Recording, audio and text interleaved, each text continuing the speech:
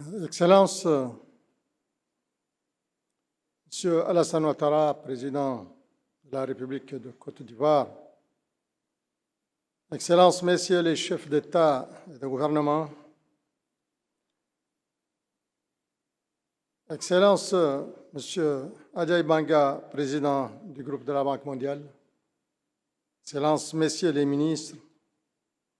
Messieurs les ambassadeurs,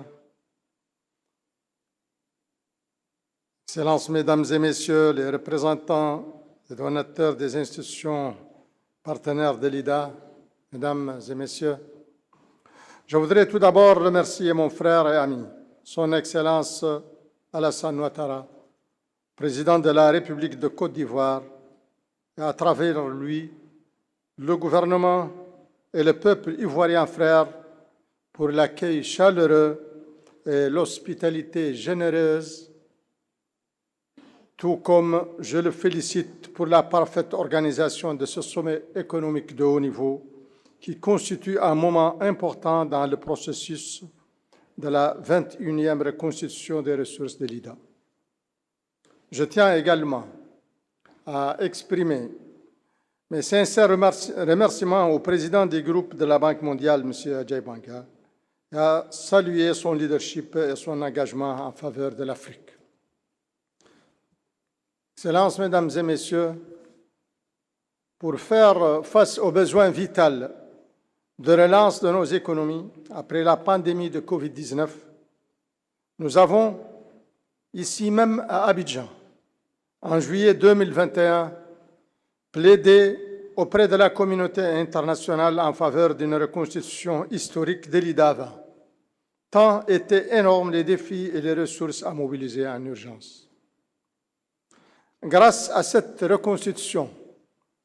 l'IDA a soutenu plus de 74 pays à travers le monde, dont une trentaine de pays en Afrique. 70 des fonds de l'IDA 20 ont été alloués à l'Afrique, 70% de ces fonds ont été alloués à l'Afrique à travers des financements concessionnels pour des projets transformateurs. Pour de nombreux pays en Afrique, les ressources mobilisées à travers l'IDA représentent plus de 50% du financement externe. Ces ressources sont affectées aux services sociaux de base, à la résilience climatique et surtout aux infrastructures. À ce propos, je voudrais saluer la création, dans le cadre de l'IDA 21, du guichet d'opportunités mondiales et régionales pour financer les infrastructures de connectivité régionale et lui accorde mon total soutien. Grâce à l'IDA, plus de 14 millions de personnes ont bénéficié d'un meilleur accès à l'eau potable entre 2017 et 2022 et plus de 16 millions de jeunes ont été formés pour l'emploi. Ce sont là des réalisations concrètes qui ont un impact direct et significatif sur le développement inclusif et la réduction de la pauvreté. Malheureusement, les crises multiformes, économiques, sanitaires, sécuritaires et climatiques que connaît notre monde aujourd'hui ne cessent d'exacerber les vulnérabilités de nos économies, hypothéquant nos chances d'atteindre les objectifs de développement durable et remettant en cause plusieurs décennies de progrès.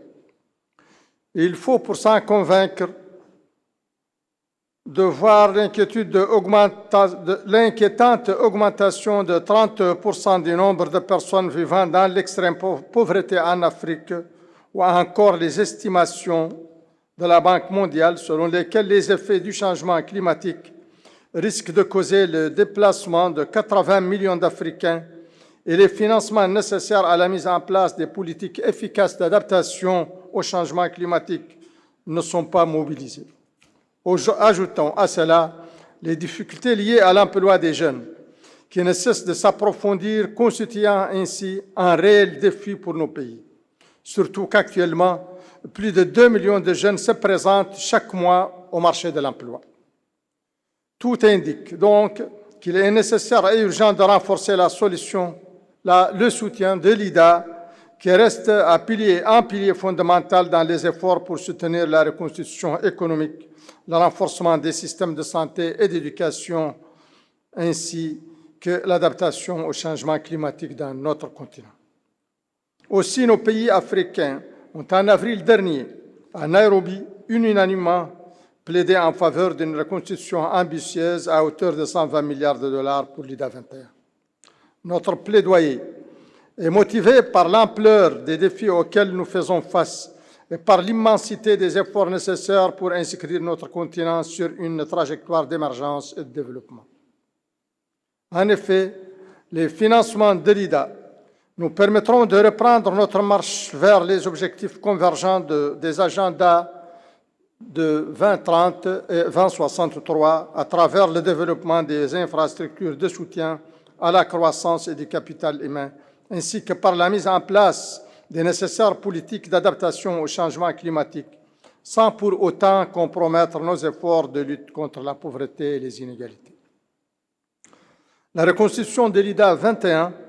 ne doit pas être envisagée comme une opération de financement, mais comme un acte de grande solidarité et de responsabilité pour la préservation d'un monde où les défis et menaces sont multiples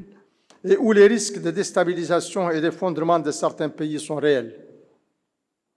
Excellences, Mesdames et Messieurs, autant nous plaidons avec force en faveur d'une reconstitution de l'IDA 21 à hauteur des besoins et des attentes de nos populations,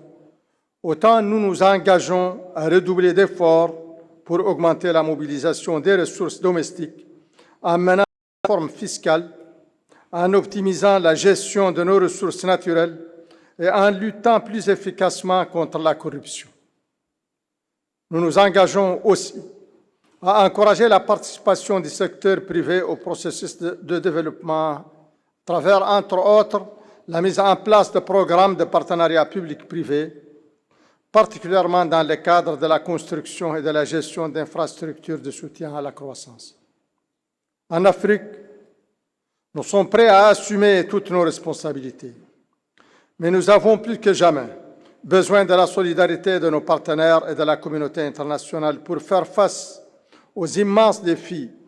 que nous avons à relever. Aussi, je voudrais, ici, au nom de l'Union africaine,